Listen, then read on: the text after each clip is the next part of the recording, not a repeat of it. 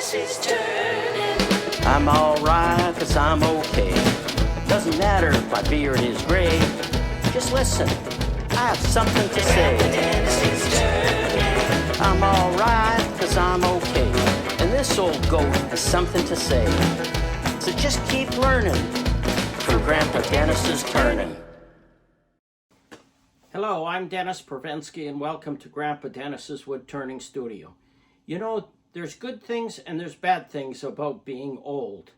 The good things are you've got a lot of experience and a lot of knowledge, and that is very useful. The bad thing is you forget what you did sometimes, and you forget to do some things. Well, this is a case in point. I have no idea what this is. I know I poured it and cast it in resin some time ago, but I have no recollection of what's in here. And unfortunately, I didn't do any videos for the prep on this. So it is a mystery piece. I can tell you though that it is 26.4 pounds. This is a big one.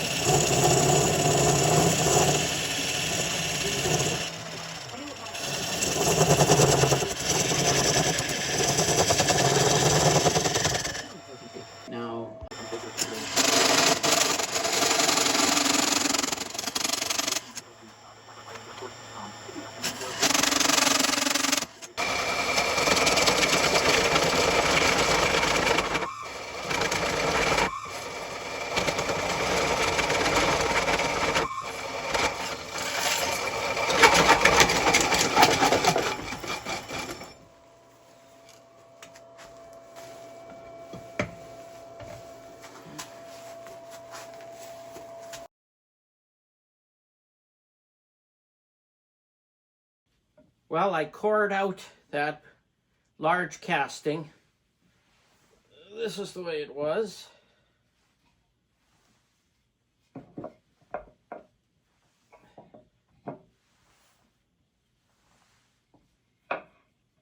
And this is what I got out of it.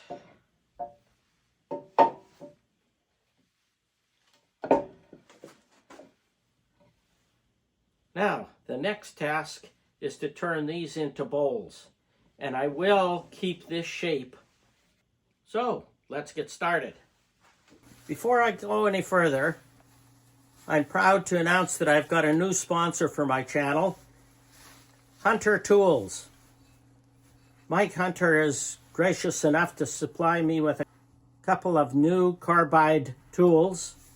A very thin one here for cutting inside and for doing some more delicate work, and then another one for more shaping. I'll get a couple of nice handles made for those, and I'm off to the races. I have been using the Hunter Hercules tool for quite some time, for a couple of years now, and it's working marvelously.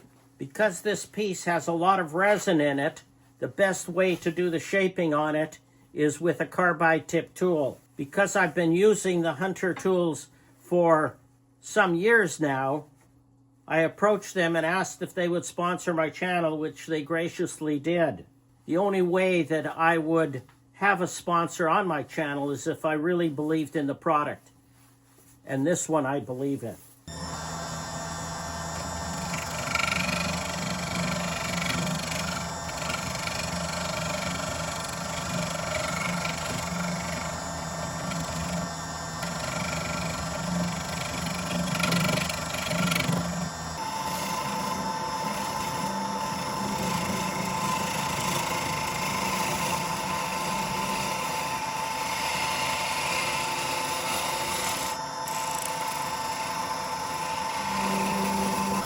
I usually prefer to use regular gouges for the final shaping and finishing cuts. I tend to have more control.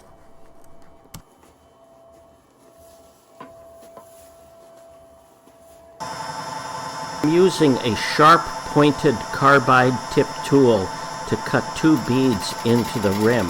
I'll do that on all 3 bowls.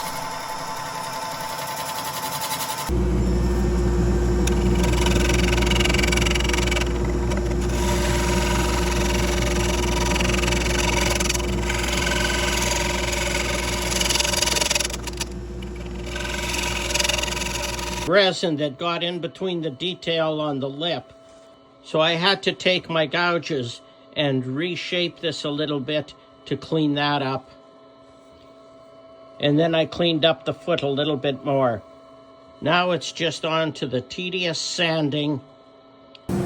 After sanding to 800 grit, and at times even 2500 grit, I'll polish with a buffing wheel, which is loaded with white diamond compound.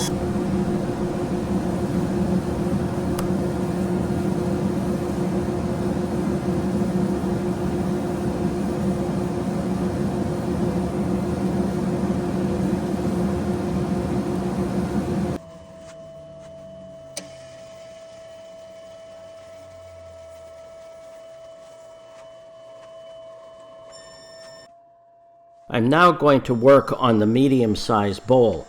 I've placed it in the coal jaws. This allows me to turn a tenon on the bottom of the bowl, which will be parallel to the rim. I can then mount the tenon in my 4-jaw chuck and turn the outside and inside of the bowl.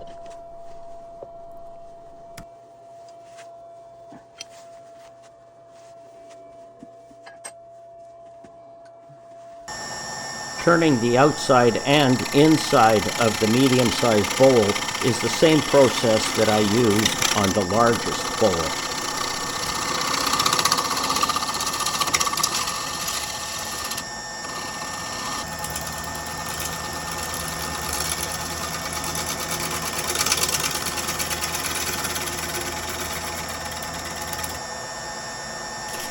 Again, I'm cutting grooves in the lip of the bowl to match the largest bowl.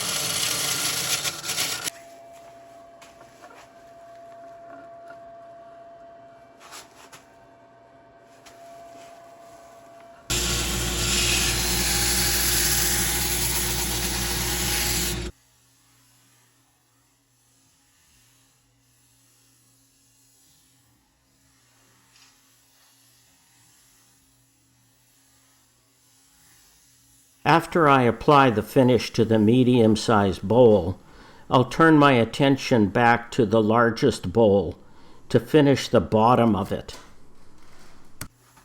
Now it's time to part off the bowl from the waste block.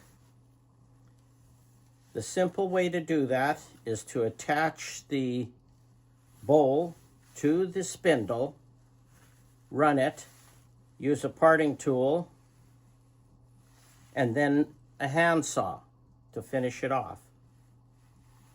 But then comes the problem of how do you clean up the bottom of this bowl? The simple answer to that is reverse turning it. Use a jam chuck on the inside of the bowl against the against the headstock. Bring your tailstock up to give support and to pressure. Then you clean up the bottom. Centering the bowl can be very difficult and time consuming. I have two ways of doing that that's more accurate. Number one is using a vacuum chuck. But then centering the bowl with the vacuum chuck becomes difficult. That's where one way came in with this gizmo. It's threaded here for the live center. So you just screw it on. This end has the same threads as my lathe. So all I have to do is screw that in, then screw it on to the live center. That way, this is now running in the same plane as it did on the headstock.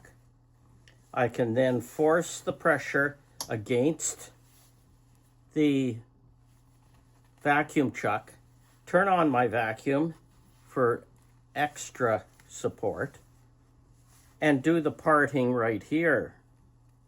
The parting is done. The vacuum chuck is holding this bowl in the same plane, so it's now perfectly centered. Another way to center the bowl onto your lathe so you could clean the bottom up involves a lengthy process of parting the bowl from the waste block. Rather than part the bowl right at where the bowl and the waste block meet, part it a little further down and make a tenon right in here. Then part it off on the other side of that tenon. Use your chuck to grip that tenon, and now you've got your piece attached to your chuck, and it's still centered. You can then use the process of putting it onto the adapter from one way, because that will screw right into your set of jaws, and attach it to the live center. Now that bowl is centered onto the vacuum chuck.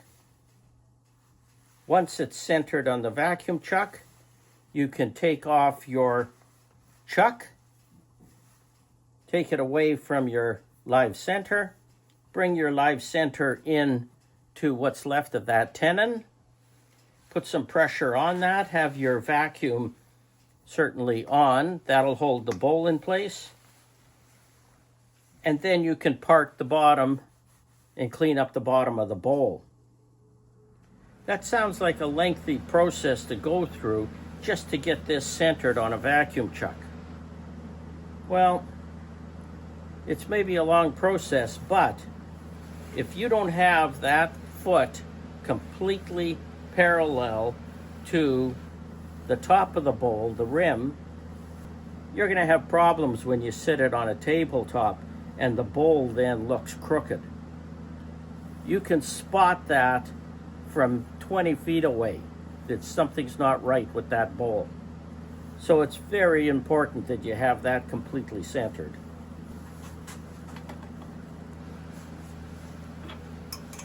I'm putting the one-way adapter onto the tailstock, Then I'm attaching my smallest and longest vacuum chuck.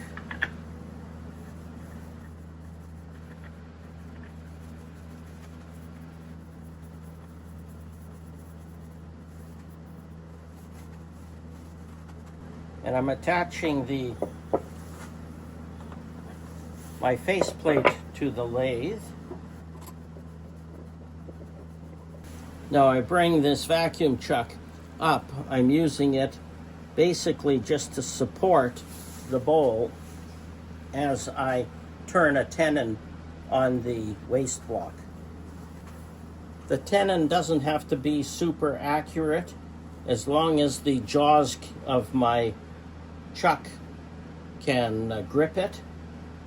It's not going to be used for a lot of support of the bowl.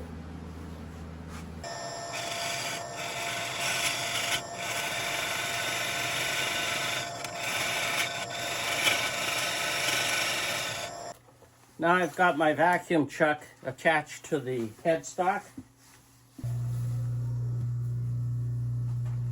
Vacuum is holding on my bowl. I don't have it centered. I'm doing this basically to get as a holding device so that I could easily put my chuck on.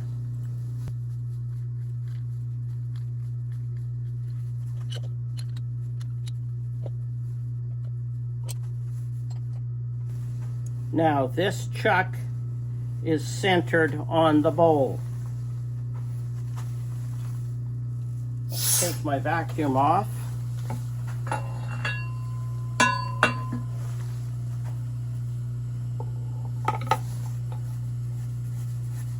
Attach the chuck to the live center.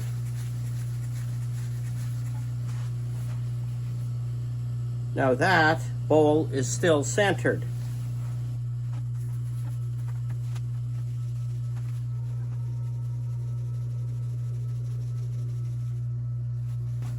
Now the vacuum chuck is engaged, and I have maximum vacuum on that, which is 27.5. Actually 28 inches. Now, the sole purpose of the chuck was to center the bowl. Now I'll take the chuck off.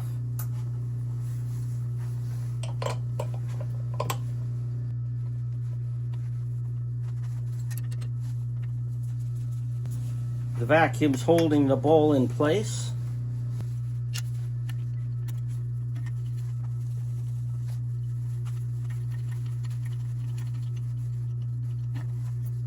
Now I can turn and clean up the bottom of this bowl just the way it is. However, it's always a good idea to have your tailstock supporting this. Although there's now 27.5 inches of vacuum pressure holding this bowl on, if you have a catch in here, there's a good chance that'll break your seal and your vacuum's gone and your bowl is also gone. So I'm going to bring the tailstock up for some added support. Now I can turn away what's left of the waste block and clean up the bottom properly to make a nice bottom of the foot.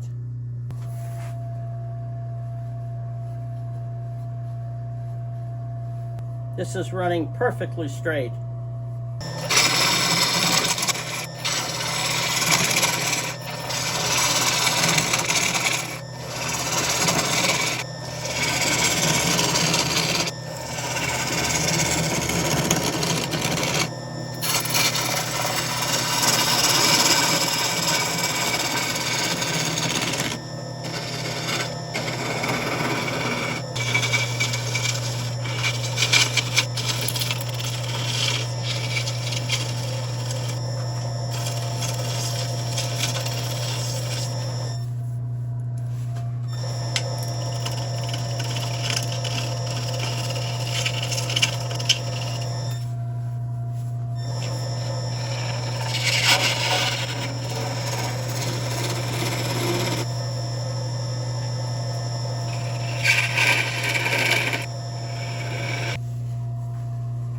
Now there's just a little nub left here.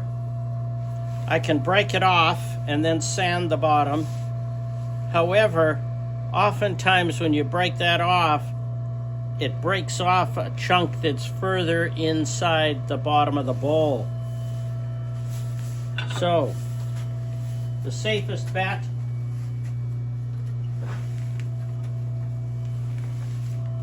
is to use a small handsaw and cut it off.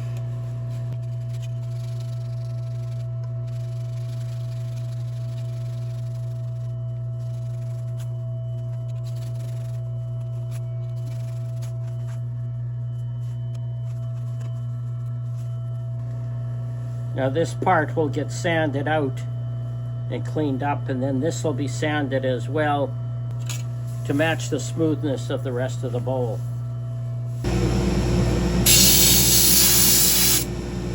It's a good idea to blow out the dust from the bowl. You don't want to be sanding dust, you want to be sanding the bowl. I do that between the higher grits especially.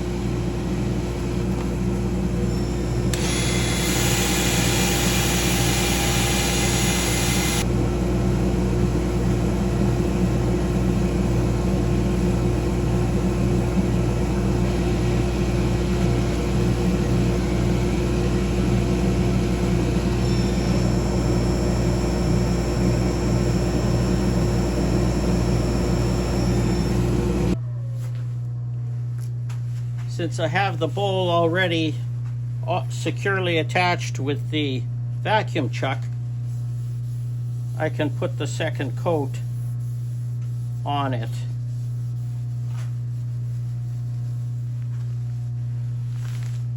This is my secret recipe for a finish. 1/3 boiled linseed oil, 1/3 pure tung oil, and 1/3 polyurethane. There's a strange secret to this. You coat the piece with as much oil as it'll absorb, wait 10 minutes, which I didn't, and then remove as much as you possibly can. I don't know why you have to do that. It seems counterintuitive. However, you let it dry for 24 hours or overnight. Then you do it again and then again. And by the third or fourth time, the finish just glows. It's amazing. But the trick is taking off all the excess. When I cored this small bowl out of the original casting, it broke away from the body of it, leaving a large gap in the small piece. So rather than try and turn that away, I would have then had the foot coming about here. That made this quite small. So I took a small plastic dish from the dollar store, filled it with resin, and put the small casting inside the bowl. It has now been 3 days. It is hardened, and I can take that off. Now I'm left with a blank that's about that wide, which would make a nice sized dish. This would be turned away, and I'll have some resin down at the bottom. So let's get on with it. Turning a tenon on the smallest bowl, and then the turning process is the same as it was for the other two bowls.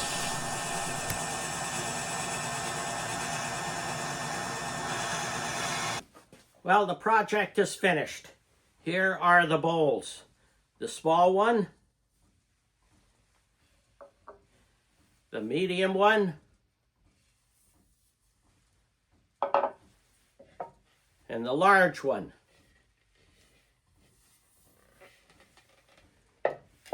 And there's the bonus one. For not knowing what the casting was made of, this has been a really tremendous surprise. They turned out gorgeous. When I put them on a shelf in front of the window, they just glow. It's like they're on fire. If you enjoyed this video, please subscribe. Click the bell and that'll give you notice when my next video is posted. Comments are always welcome. Sharing this with others really helps my channel grow. Until the next time, keep on turning. Grandpa Dennis is turning. I'm alright, 'cause I'm okay.